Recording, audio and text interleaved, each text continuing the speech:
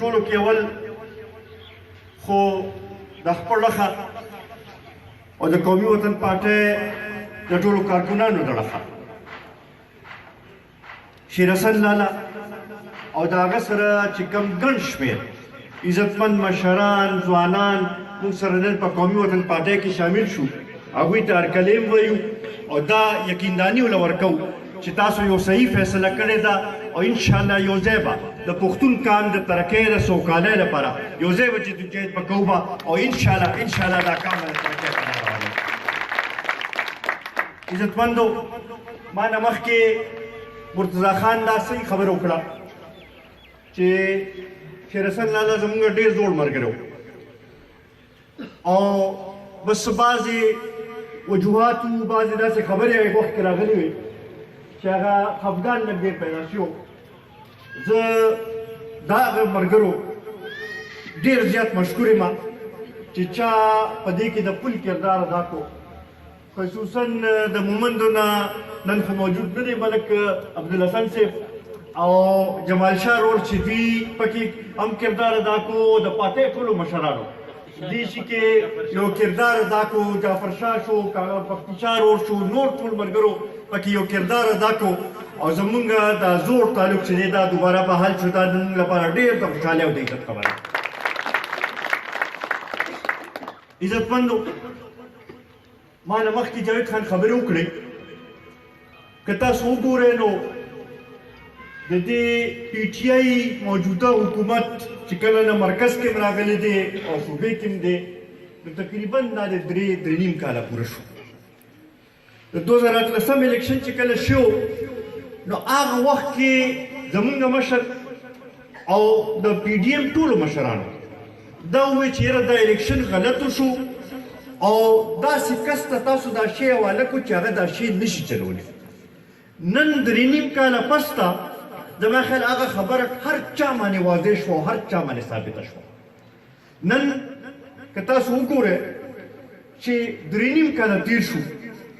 په دې کې مونږ یو وعدې باندې عمل ونه کړو چې دې پاکستان تحریک انصاف هغې وعدې باندې عمل کړي د 1 کروڑ نوکرو خبره کم ځای ته لاړه د 50 لکه کورونو جوړولو خبره کم ځای ته لاړه د نوي پاکستان جوړولو خبره کم ځای ته لاړه د مدینې د ریاست بنیاد ایښودلو خبره کم ځای ته لاړه هېڅ څه ته موږ ته دغه نه ښکاري په دې درې نیم کاله کې د خلکو په مشکلاتو کې اضافه شوې ده کمې نه راغلي خصوصا زه به دا ووایم چې په ګرانۍ کې چې کوم طریقې سره په روزانه په بنیاد باندې بلکې اوس خو د روزانه والا خبره هم لرې شوې اوس خو د ګنټو خبره ده ګنټو په حساب سره چې کوم اضافه کېږي لګیا داسې حالات موږ چېرته په دې ملک کې چېرته په تاریخ کې نه وو کتلي د بجلۍ قیمتونو کم ځای ته ورسېدل لا وایي چې لا نور به هم زیاتوي د پېټرولو قیمت کم ځای ته ورسېد او اوس نوره خطره دا ده چې 100 روپۍ به نور هم زیاتوي د ګیس قیمت کم ځای ته ورسېد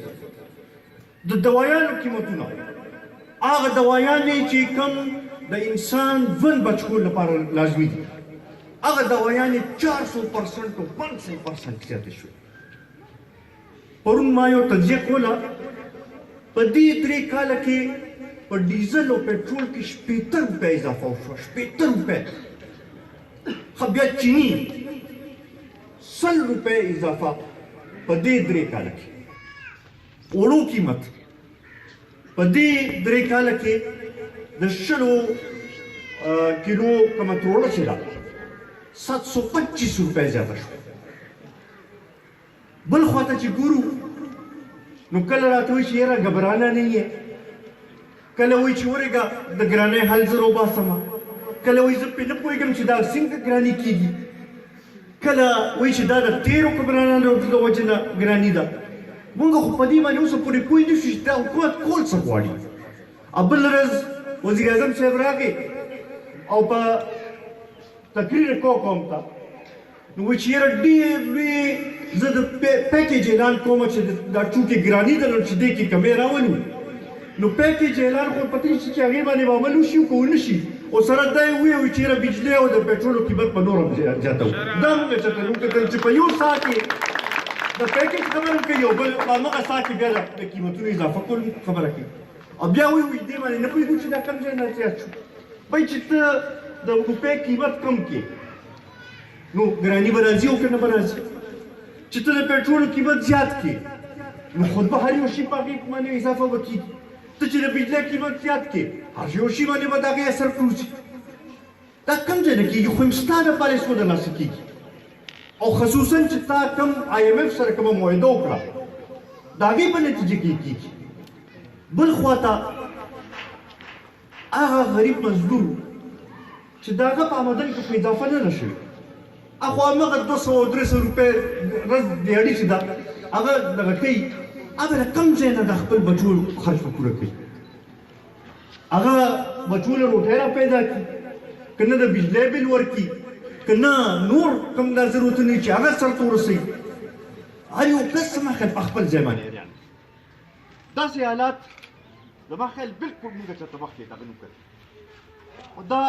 د ده د نړیتوب د وجې نه دا حالات جوړ اوس هم چې دوی راپاسي اوس یې دا د تېرو حکمرانانو د غلطۍ د وجې نه دغه شوي مونږ ورته دا وایو چې 3 کاله نه خو ته په اقتدار کې ناست دی ته په حکومت کې ناست دی او داسې اقتدار و چې 3 کاله تا سره مکمل د هر چا سپورټ و هغه د کرکټ والا دغه کې به خبرې وکړو چې بالر هم ته وې بیټسمین هم ته وې فیلډر هم ته وې او بیا هم چې دی بیا هم د سکور نه کړی شو بیا هم د شی ونه چلولی شو نو دا اوس د اپوزیشن غلطي ده او که دا ستا غلطي ده پکار دی چې نن ته راشي او د قوم نه معافي وغواړې او ووایې چې بهی ما نه شو کولی ما نه غلطي شوې ده عزتمندو همدغه وجه ده چې نن دا ټولې پارټۍ په دې خبرې باندې متفق چې د دې وخت اوس دا ضرورت دی چې انتخابات دې وشي او شفاف انتخابات چې د عوامو د رای مطابق نمایندګان راشي نو کم از کم د عوامو طرف ته توجه ورکوي که نه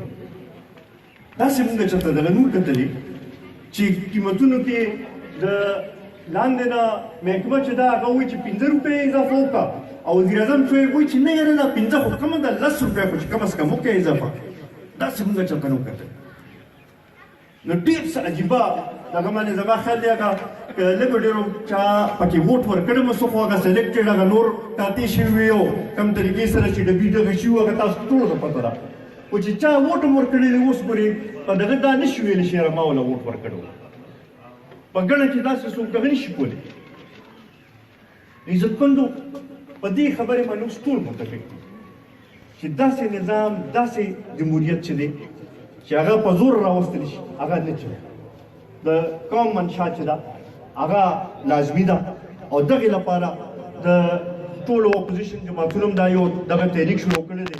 انشاءالله زر به پای کې دغه کوو اسلام آباد ته هم ځو او هغې پورې به په ارام نه کښېنو څو پورې چې دا نااهله حکمرانان هم دغه نه لرې کړي نه او د دې قوم دا سختي معاف کړي نه هغې پورې به په ارام نه کښېنو انشاءالله که تاسو وګورئ اوس دا بلدیاتي انتخابات هم را روان دي په دې کې هم انشاءالله بھرپور حصه اخلو او زه د تحریک انصاف والو ته یو خبره پکې کول غواړم چې که تاسو وګورئ که هغه بلدیاتي انتخابات دي او که هغه را روان جنرال الیکشن دی په هغې کې ګورئ لرې لرې پورې بیټ نه ښکاري بیټ بلکل نه ښکاري بیټ بلکل نه ښکاري انشاءالله تاسو به ګورئ چې دلته کې به د قومي وطن پارټۍ ملګري به کامیابېږي به او څنګه چې دا نن شیرحسن لالا راغی داسې نور هم ډېر شمولیتونه را روان دي تاسو ټولو چې کوم مرسته زموږ وکړه دې باندې موږ ستاسو مشکور یو او انشاءالله دا تمه لرو چې یو ځای به د دې علاقې د خدمت لپاره د دې علاقې د مسایلو د حل لپاره یو ځای به مشترکه جدوجہد به کوو دا اوسني که هغه MNAs دي او که MPs دي زه خو په دې نه پوهېږم چې په دې 3 کاله کې دوی څه وکړل کوم چې زاړه دما سکیمونو کوم زموږ د وخت منظور شوي هماغه سکیمونه روان دي نور باقي خو نه وي موږ څه ونه لیدل چې تاسو د څه شي لپاره هغه اسمبلو کې ناست دی دا وینم زه دا مطالبه کوم چې تاسو لږ راشئ دې قوم ته وضاحت وکړئ چې تاسو څه وکړل دې 3 کاله کې چا هم څه دغه وکړو که ګیس والا منصوبه ده نو هغه هم د مشر د منظوري والا ده که د اریګیشن د سړکونو دغه دي هغه وختو